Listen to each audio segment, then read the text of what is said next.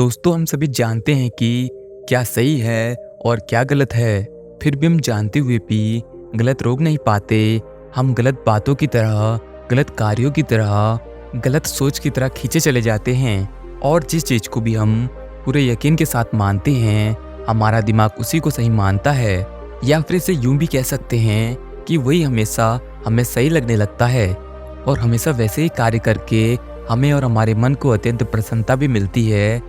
लेकिन कहीं ना कहीं मन के कोने में हमें यह भी पता होता है कि हमने जो किया है वो गलत है, वो सही नहीं है। सब कुछ जानते हुए भी, सब कुछ देखते हुए भी, जो कि हमारे सामने साफ है, स्पष्ट है कि लोगों की मदद करना अच्छा है, झूठ बोलना बुरा है, ईमानदारी अच्छी है।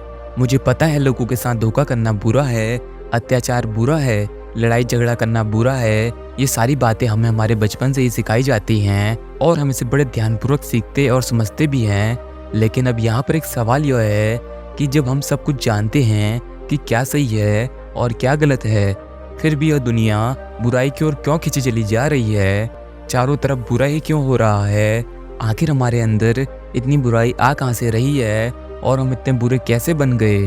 कहीं ना कहीं अधिकांश लोग यही सोच रहे होंगे कि यह तो मन का खेल है, लेकिन क्या केवल इसमें हमारे मन का ही दोष है? इस जीवन में, इस संसार में जो कुछ भी हो रहा है, मन से जो कुछ भी कर रहा है, उसका एकमात्र कारण उसका मन ही है। जब हम यह जानते हैं कि ऐसा करना बुरा है, उसके बावजूद हम उसकी ओर खींचे चले जाते हैं। जब हम जानते हैं कि क्या अच्छा है, उसके बाद भी हम बुरा ही करते हैं, तो इसका एकमात्र कारण आपका मन ही है दोस्तों। महात्मा बुद्ध भी कहते हैं कि मन हमारी सारी प्रवृत्तियों का प्रधान है। इसका अर्थ यह है कि हम अपने जीवन भर जो कुछ भी करते हैं, जो कुछ भी सोचते हैं, उन सब में हमारा मन प्रधान होता है। अर्थात यह सब कुछ मन के कारण ही होता है। जैसा कि कहा जाता है, बिना भगवान की इच्छा के एक पत्ता भी नहीं हिल सकता। वैसे यह मनुष्य के जीवन में हमारा मन एक बहुत बड़ा खेल रचता है और इस खेल में हम लगातार फंसते चले जाते हैं।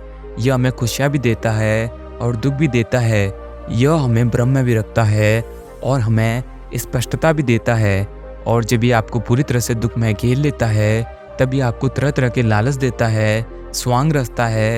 यह भीतर ही भीतर हमें कहता रहता है कि इस रास्ते पर चलो, यह रास्ता तुम्हारे लिए अच्छा है। इस रास्ते पर चलकर तुम्हारे सारे दुख हमेशा के लिए खत्म हो जाएंगे। और ऐसी परिस्थिति में हम अपने मन की बात जल्दी मान लेते हैं, फिर चाहे वो रास्ता गलत ही क्यों ना हो, फिर चाहे वो रास्ता बुरा ही क्यों ना हो। लेकिन हमारी आंखें तो बंद हो चुकी होती हैं और तब हम केवल अपनी मन की आंखों से आगे बढ़े चले जाते हैं, क्योंकि हमें वो रास्ता सही नजर आता है। तो अब यहाँ पर एक सवाल उत्पन्न होता है। अब यहाँ पर यह सवाल उत्पन्न होता है कि आखिर हमारा मन हमारे साथ इस तरह का छल कपट क्यों करता है, इस तरह का खेल क्यों खेलता है? इसे जानने के लिए मैं आपको एक छोटी सी कहानी सुनाने जा रहा हूँ। इस कहानी के माध्यम से आप यह समझ पाएंगे कि हमारा मन हमारे साथ किस तरह के खेल खेलता है और हमें इस पर किस तरह से नियंत्रण पाना चाहिए। एक गांव की बात है। उस गांव में एक साधु रहा करते थे। उन साधु के बारे में दूर दूर तक लोगों को पता था। वो बहुत ज्ञानी थे। उनकी ख्याति दूर दूर तक फैली हुई थी। ऐसा कहा जाता था कि उन्होंने अपने मन पर विजय प्राप्त कर ली है।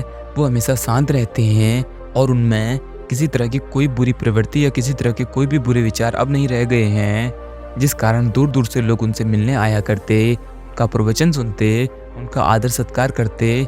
जब भी वो साधु अपना प्रवचन शुरू करते तो वहाँ पर इतनी भीड़ इकट्ठा हो जाती कि किसी को खड़े रहने तक की जगह ना मिल पाती। लेकिन एक दिन उस गांव में एक और महागुरु आए और अब लोग उन महागुरु का प्रवचन सुनने के लिए धीरे धीरे उनकी तरफ खींचे चले जाने लगे। उनका प्रवचन सुनने जो कोई भी वहाँ जाता, वह वहाँ से इन गुरु के पास कभी नहीं लौटता।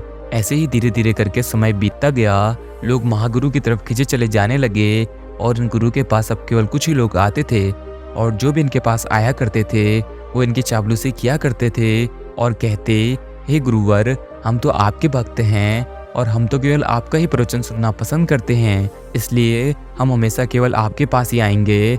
वह महागुरु तो झूठा है, झूठी झूठी बातें बताता है, वह लोगों को बहला रहा है, लोगों को गलत राह दिखा रहा है। लेकिन धीरे धीरे सभी लोग उसकी तरफ खींचे चले जा रहे हैं। उसने न जाने उन पर कौन सा जादू कर दिया है और इतना ही नहीं, वह तो बुराई भी करता है और लोगों को बुरी राह भी दिखाता है। वो तो आपके बारे में भी बुरा कहता है। वो कहता है कि आपने अपने मन पर कोई विजय प्राप्त नहीं की है, आप तो अब भी अपने मन के गुलाम हैं। आपका मन जैसा करता है आप वैसा ही करते हैं। आप झूठ बोलते हैं, लोगों को गलत राह दिखाते हैं। उन साधु ने लोगों के मुख से ये सारी बातें सुनी और उसके बाद मुस्कुराकर उनसे कहते हैं, अगर ऐसी बात है, अगर तुम्हें मैं गलत प्रवचन दे रहा हूँ, तुम्हें मैं गलत राह दिखा रहा हूँ, तो तुम खुशी खुशी उनके पास जा सकते हो। जैसे ही उन साधु ने यह बात कही, जो बचे खुचे लोग वहाँ उनके पास आया करते थे, वो अभी उठकर वहाँ से चले गए और फिर उनके पास वापस लौटकर नहीं आए। यह देखकर उन साधु को पूरी रात बेचैनी हुई, उन्हें रात में नींद नहीं आई।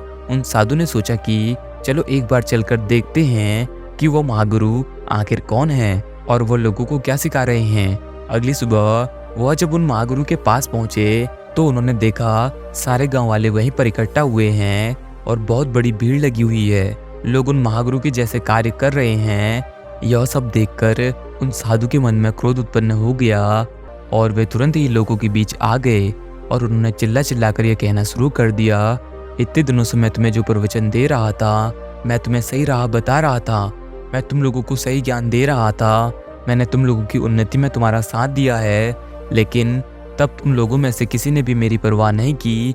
लेकिन आज जब तुम लोगों को यह झूठा महागुरु मिल चुका है जो तुम्हें गलत राह दिखाता है, गलत बातें बताता है, तो तुम इसके पीछे चल पड़े हो। लेकिन याद रखना कि एक दिन तुम सभी पछताओगे और फिर मेरे पास वापस लौट कर आओगे। अगर तुम्हारे महागुरु में इतना दम है, अगर तुम्हारे महागुरु को इतना ज्ञान है, तो उनसे कहो कि मैं उन्हें चुनौती देता हूँ, वो मेरे साथ करें, और यदि वो जीत गए तो मैं यहाँ से नगर छोड़कर हमेशा हमेशा के लिए चला जाऊँगा। इतने सारे लोगों के बीच जब उन साधु ने उन महागुरु को चुनौती दे दी तो वो महागुरु बड़ी शांति से मुस्कुराते हुए उन गुरु की इस चुनौती को स्वीकार कर लेते हैं। अगले दिन सुबह सुबह वह महागुरु और वह साधु दोनों एक साथ बैठकर शास्त्रार्थ करते हैं। लेकिन देखते ही देखते वो साधु हारने लगे तो वहाँ से उठकर वो चले गए। उनसे अपनी यह हार देखी नहीं गई। वो वापस अपने आश्रम लौटे और रात भर सो नहीं पाए। उन्हें यही चिंता सता रही थी कि वो इस नगर को छोड़कर कहाँ जाएंगे। तभी उनके मन में एक सुझाव आया। उन्होंने सोचा कि खुद जाने से अच्छा है क्यों ना मैं इन महागुरु को ही कुछ सबक सिखा दूं, जिससे वो यहाँ से लौट जाएं और एक बार फिर से इस नगर पर मेरा राज हो जाए। उन साधु ने महागुरु को भगाने के लिए न जाने कितने तरह के षड्यंत्र रचे, तरह तरह की बातें बनाई, तरह तरह के लोगों से उन्हें नीचा दिखाने का प्रयास किया। लेकिन उनके सारे षड्यंत्र एक एक करके विफल होते जा रहे थे और यह सब देखकर उन्हें बहुत क्रोध आ रहा था। लोगों के सामने इस तरह से अपना अपमान होते देख उनसे रहा नहीं गया। एक रात जब वो अपने आश्रम में सो रहे थे तभी उस साधु को एक सुझाव आया। उसने सोचा क्यों ना मैं इस महागुरु को अपने रास्ते से हटा दूं, तभी लोग मेरे पास वापस आएंगे और एक बार फिर से मेरी जय जयकार होगी। यह सोचकर वह साधु हाथ में कटार लिए उन महागुरु के आश्रम में पहुंच जाते हैं।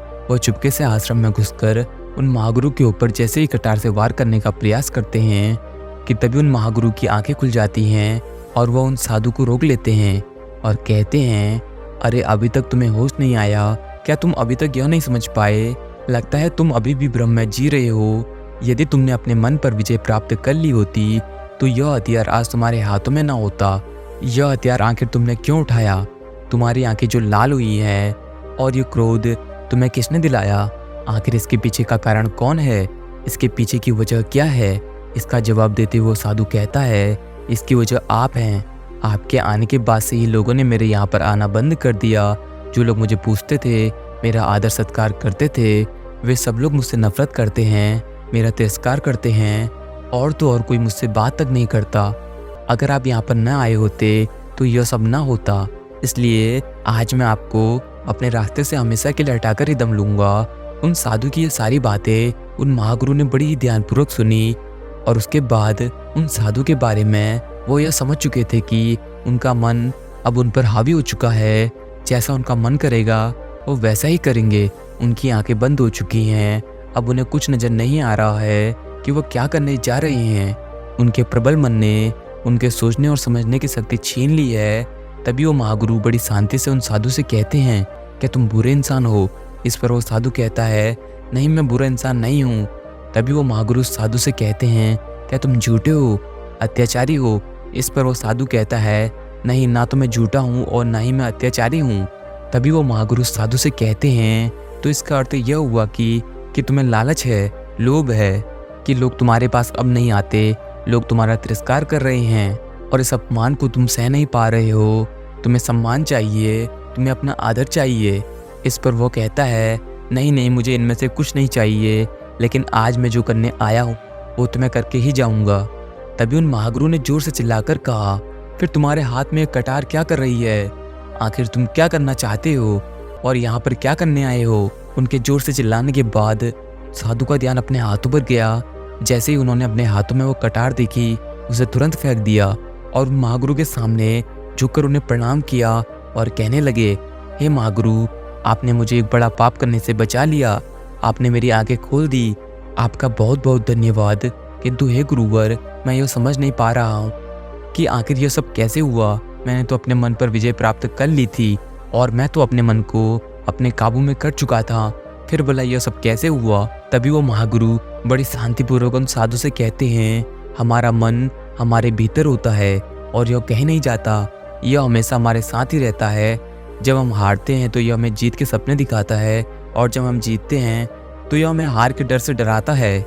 यह हमेशा हमें प्रेरित करता है, सफल होने के लिए राह दिखाता है, लेकिन जब हम सफल हो जाते हैं तब यह हमें असफलता के डर से डराकर हमें तकलीफ देता है, हमें नीचे गिराने की कोशिश करता है, जिससे हम इसके वश में आकर अनुचित कार्य को भी उचित समझकर अपना पूरा मन लगाकर उस कार्य को करते हैं। और जब हम इसे अपने काबू में करना चाहते हैं तो यह हमें भ्रम की जाल में डाल देता है। यह हमें यह दिखाता है कि मैं तो आपके ही वश में हूँ, आप जैसा कहेंगे मैं वैसा ही करूँगा। तब हमें यह लगता है कि हमने अपने मन पर काबू पा लिया है और अब से यह हमारे नियंत्रण में है। लेकिन जैसे ही वक्त आता है यह हमारे ऊपर पूरी तरह से हावी हो जाता है और जैसे चाहे फिर हमें वैसे ही नचाने लगता है और हम भी आंख बंद करके जैसा यह करता है हम वैसा ही करते चले जाते हैं। तभी वो साधु महागुरु से कहते हैं, हे महागुरु, पर यह मन हमारे साथ ऐसा खेल क्यों खेलता है?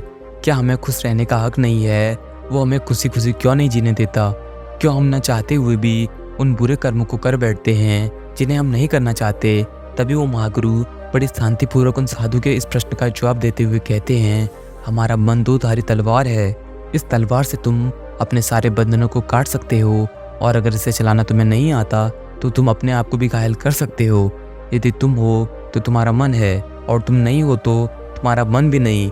हम मनुष्य हैं और हमारे अस्तित्व के लिए हमारे मन का होना आवश्यक है, लेकिन बिना मन के हम कुछ भी नहीं हैं। हम इसके बिना कुछ नहीं जान सकते, कुछ नहीं समझ सकते।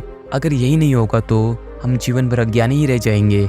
लेकिन मन के द्वारा तुम बहुत कुछ जान सकते हो, बहुत कुछ पहचान सकते हो, ज्ञान की प्राप्ति कर सकते हो, सत्य की राह पर आगे बढ़ सकते हो, क्योंकि वो मन ही है जो हमें सही और गलत का भेद बताता है। यदि हम बिना मन के रहेंगे तो हम जीवन भर इस ज्ञान को समझ नहीं सकते, जिस कारण हम जीवन भर केवल अज्ञानी ही रह जाएंगे। इसलिए यदि हमें ज्ञान की प्राप्ति करनी है तो हमारे मन का होना अति आवश्यक है, लेकिन इसी के साथ में हमें इस पर नियंत्रण भी रखना चाहिए। यदि हम इस पर नियंत्रण रखेंगे तो यह हमें सही दिशा में ले जाएगा और यदि हम इस पर नियंत्रण नहीं रखते तो यह हमें हमेशा गलत दिशा की ओर ले जाएगा और तब हम केवल बुरे कर्म करेंगे, बुरी आदतें और बुरे विचार रखेंगे, जिससे हमारा केवल विनाश ही होगा। यह सुन उन साधु ने उन महागुरु से कहा, हे गुरुवर, आपने मेरी आंखें खोल दी, आपका बहुत बहुत धन्यवाद। दोस्तों, हम भी अपने मन के अधीन होकर ऐसे बहुत सारे कार्य कर देते हैं जो हम नहीं करना चाहते थे, या फिर यूँ कहें कि हमारा पूरा जीवन हम अपने मन के अधीन होकर ही गुजार देते हैं। मन से ऊपर उठकर मन से कार्य लेना यह तो हमने कभी सीखा ही नहीं। हमारे मन का कार्य है हमारी इच्छाओं की पूर्ति के लिए हमें रास्ता दिखाना, उन पर ले जाना और कार्य को पूरा करवाना। अच्छा या बुरा, लेकिन अच्छे या बुरे का निर्णय यह मन नहीं करता। यह तो हमें केवल मार्ग दिखाता है जिस पर हमें आगे चलना है, लेकिन वह मार्ग सही है या गलत ये तो हमें पता है और इसका निर्णय हमें ही लेना होता है, क्योंकि यह तो बुद्धि का कार्य है। और बुद्धि के साथ अगर समझ हो तो आप सही निर्णय अवश्य ले सकते हैं। लेकिन हमारी समस्या तो यही है कि हम लालच में आकर उसके अधीन होकर हमेशा कुछ ना कुछ गलत निर्णय ले ही लेते हैं। जैसे यदि एक प्रेमी और प्रेमिका जब एक दूसरे से बिछड़ जाते हैं तो वो मन के अधीन होकर न जाने कैसे कैसे निर्णय ले लेते हैं, क्योंकि उनका मन उन पर हावी हो चुका होता है और उनकी बुद्धि और उनके सोचने समझने की शक्ति वो बिल्कुल खत्म कर देता है, जिस कारण वो कब और क्या निर्णय ले रहे हैं वो उन्हें नहीं पता होता। वो उनके लिए अच्छा होगा या बुरा इसकी भी उन्हें जानकारी नहीं होती। और इन सभी का कारण है डर। डर हमारी समझ और बुद्धि को खा जाता है, इसलिए जब भी हमारा मन हमें कोई रास्ता दिखाता है तो हमें अच्छे या बुरे का भेद न करके, उसे पहचानने का प्रयास न करके, बल्कि हमें जो चाहिए हम तो केवल उसके पीछे भागना शुरू कर देते हैं, चाहे वो अच्छा हो या बुरा हो, लेकिन वो तो हमें चाहिए ही, फिर वो चाहे कैसे भी मिले। और इतना ही नहीं, मैंने तो यह भी देखा है अपने प्रेम को पाने के लिए उल्टे सीधे रास्ते भी अपना लेते हैं, भले ही उन्हें उस रास्ते पर यकीन हो ना हो, लेकिन वह केवल अपने प्रेम को पाने के लिए उस रास्ते पर चल पड़ते हैं बिना उसका अंजाम जाने। लेकिन आप यह भूल जाते हैं कि हमारा मन बहुत शक्तिशाली है। हमारा मन एक खुली शक्ति है जो बहुत विध्वंस हो सकती है और बहुत रचनात्मक भी हो सकती है।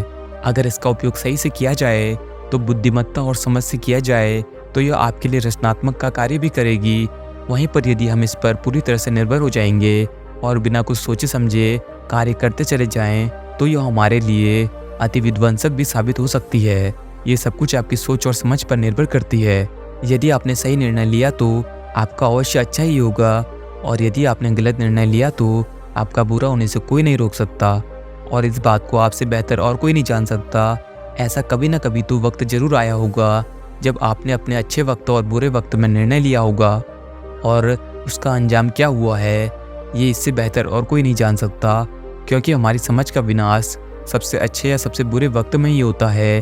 तब हम अपने मन के अधीन हो जाते हैं और जैसा हमारा मन कहता है वैसा ही करने के लिए तत्पर हो जाते हैं। इसलिए जब भी आपको कोई निर्णय लेना हो तो अपनी बुद्धिमत्ता और अपनी समझ का इस्तेमाल करें, क्योंकि यह वही करता है जो आपको आपके भविष्य में आपके लिए रचनात्मक साबित होगा।